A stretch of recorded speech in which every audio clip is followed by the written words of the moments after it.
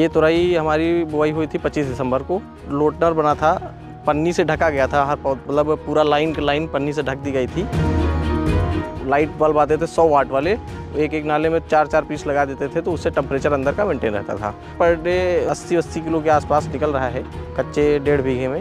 10 दिन बाद जो है 2 कुंटल पहुंच जाएगा माल। रेट इसका इस समय मिल रहा है 80 से 90 रुपये पर केजी। हमारे यहाँ तो स्टिक और लाइट ट्रैप और फर्मन ट्रैप वगैरह सारे कुछ लगा हुआ है, तो हमारे यहाँ जो है कीड़ा ना ही बराबर आ रहा है। CCTV लगाने से फ़ायदे हैं, एक रखवाली के लिए काम आता है, चोरों से बचाने के लिए।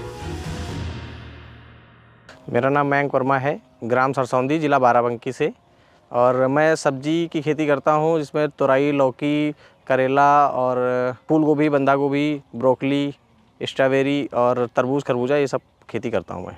ये तुरई हमारी बुआई हुई थी 25 दिसंबर को, और इसमें बुआई होने के बाद लोटनर बना था, पन्नी से ढका गया था, हर मतलब पूरा लाइन पन्नी से ढक दी गई थी। फिर जर्मिनेशन हो गया, ये पूरा जनवरी बंद रही पन्नी से, जिसमें टेम्परेचर अंदर मेंटेन रहता था। फिर उसके बाद ये लास्ट जनवरी में इसको खोलना स्टार्ट किए हैं, और 10 फरवरी से इसकी पन्नी हटा दी गई है, फिर पौधा ऊपर चढ़ा दिया गया है। तो क्या चुनौतियाँ क्या आई हैं? चुनौतियाँ सबसे ज़्यादा तो ठंडी ही थी इस बार, क्योंकि ठंडी में बीज नहीं जमता है, और कई बार ऐसा होता है कि बीज बोया गया, फिर कम जर्मिनेशन हुआ, फिर दोबारा बोया गया, 3 बार करीब बीज बोना पड़ा इस बार, क्योंकि इस बार ठंडियाँ बहुत ज़्यादा थी। हर साल तो ऐसा नहीं होता था, लेकिन इस बार काफ़ी समय लगा जमने में। 10 से 15 दिन 20 दिन ले लेता था एक बीज जमने में।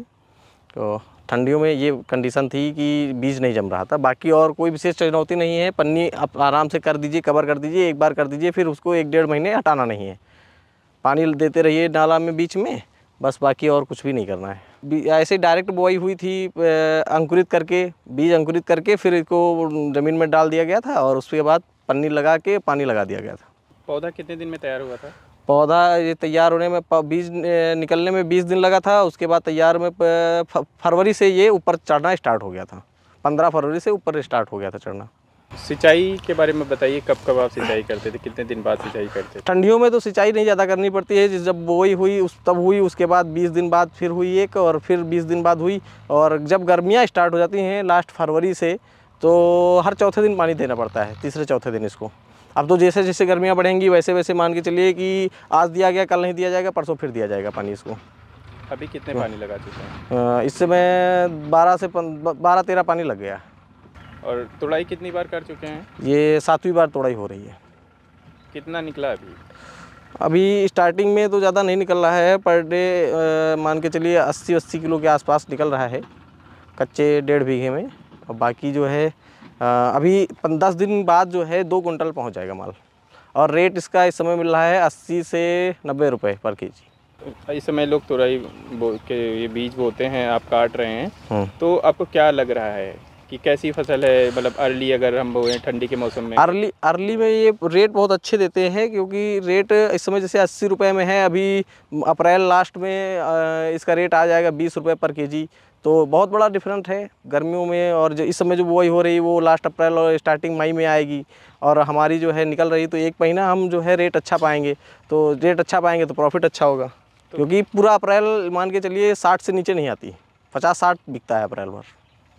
कैसे आपको ख्याल कैसे आया कि अर्ली लगाएंगे इस बार जल्दी, जब लोग मतलब बुआई कर रहे होंगे तब हम फसल काटेंगे? हम लोग बरेली गए थे एक बार, वहाँ देखा था, वहाँ पे जो है लोटनर वाला सारा सिस्टम होता था।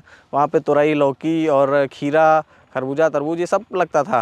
तो वहाँ से हम लोग देख के आए थे, फिर अपने खेत में स्टार्ट किए। मुनाफे की फसल है? बहुत अच्छी फसल है। 1 बीघे में मान के चलिए कम से कम मुनाफे का 1 लाख रुपये मिलेगा। तो इसके बाद जैसे कि अभी इस सीज़न में भी आपने तुरई की बुआई की है या यही लास्ट? नहीं, ये सीज़न लगा है, ये चलेगा हमारा पूरा अगस्त सितंबर तक चलेगा। ये ऊपर से जाएगा, फिर ये पौधा ऐसे तुड़ाई हो रही है अभी, इसके बाद ये इस पर फैलेगा पूरा, ये जाल बना हुआ है ऊपर, इस पर फैलेगा, पूरा फैलता रहेगा, और ये तुड़ाई ऊपर से होती रहेगी। ये पूरा सितंबर अक्टूबर तक हम चला सकते हैं इसको लगाया है। तो इसमें आपका खर्च कितना आया है? खर्च इसमें 30 से 35 हज़ार रुपये बीघे मान के चलिए हो जाता है, क्योंकि इसमें स्टिक लगती है, पन्नी लगती है, उसके बाद बांस लगता है, फिर तार लगता है। इसमें 30 हज़ार रुपये 35 हज़ार रुपये बीघे लग जाता है। नॉर्मल फसल की अपेक्षा इसमें पैसा ज़्यादा लगता है, लेकिन जो है मुनाफे बहुत हैं, क्योंकि अभी 1 बीघा स्टार्ट हुआ है हमारा तो मान के चलिए 50-60 किलो से स्टार्टिंग है, फिर 80 किलो 100 किलो डेली 200 किलो अगर टूटेगी तो और 50 रुपये का रेट पकड़ लीजिए आप, तब भी जो है 10,000 का डेली हो रहा है। और 1 महीने तक रेट तो रहना, अप्रैल भर तो रेट रहता है हमेशा। अभी क्या रेट मिल रहा है आपको बाजार इस समय तो 80 रुपये जा रहा है। आज सुबह मॉर्निंग में जो बिक्री हुई थी वो 80 रुपये पर केजी की थी। इसमें रोग कौन कौन से लगते हैं अगर लेट फसल में? लेट फसल इसमें रोग वही आता है, लेट ब्लाइट और टिक्का रोग होता है एक, और लीफ माइनर का अटैक रहता है, एफिड जेफिड तो सब में होता है। तो कैसे नियंत्रण करते हैं? हमारे यहाँ तो IPM पे होता है पूरा, हम तो IPM विधि अपना रहे हैं, और तो हमारे में तो ज़्यादा नहीं लगता है। अगर कुछ भी होता है तो नीमाइल का प्रयोग होता है, बाकी बिवेरिया वैश्याना और ट्राइकोडर्मा इन सब का प्रयोग होता है। कीटनाशी का प्रयोग नहीं होता हमारे यहाँ IPM पे। तो हमारे यहाँ कीटनाशक का खर्चा तो बिल्कुल ज़ीरो है, लेकिन आप ये मान के चलिए कि बाकी ये तार बांस का तो लगता है, इसलिए ज़्यादा खर्च है। अगर कीटनाशक का भी जोड़ लीजिए तो 25,000 रुपये तो कीटनाशक का लग जाएगा कम से कम, क्योंकि अर्ली स्टार्ट होगा, फरवरी से स्टार्ट होगी कीटनाशक, फरवरी फिर मार्च पूरा पड़ेगा, और लास्ट मार्च में 20 मार्च तक का फसल निकलना स्टार्ट होती है। तो IPM के कारण आपका खर्च हमारा IPM के कारण खर्च कम हुआ है, 20,000 रुपये पर बीघे खर्च कम हो गया। हमारे यहाँ तो स्टिक और लाइट ट्रैप और फर्मन ट्रैप वगैरह सारे कुछ लगा हुआ है, तो हमारे यहाँ जो है कीड़ा ना ही के बराबर आ रहा है। ये तरोई की फसल में कितना कारगर है IPM? 90% कह सकते हैं, क्योंकि मतलब ये थोड़ा ऊपर की बेल है, बेल वर्गीय फसल है, ज़्यादा ऊपर हम लोग कर नहीं पा रहे हैं, क्योंकि IPM जो ट्रैप लगते हैं वो ऊपर लगने चाहिए, नीचे लगा रहे हैं। तो नीचे वाली फसल तो ठीक है, IPM पे थोड़ा उस पर बेल वाली फसलों पे ऊपर लगने चाहिए, वो ऊपर नहीं लगा पा रहे हैं, क्योंकि 7 फीट का स्ट्रेचर बनता है, अब ऊपर चढ़ के लगाएं कैसे, इसलिए नहीं लग पा रहा है। CCTV खेत में लगाया है तो क्यों लगाया है? इससे CCTV लगाने से 2-3 फ़ायदे हैं। एक तो मैं यहाँ पे जैसे फील्ड में नहीं रुक पा रहा हूँ, तो मोबाइल से कनेक्ट करके मैं कहीं से भी देख सकता हूँ कि मेरे खेत में क्या हो रहा है, क्या नहीं हो रहा है, या कोई भी लेबर कहाँ जा रहा है, कैसे जा रहा है, काम हो रहा है नहीं हो रहा है।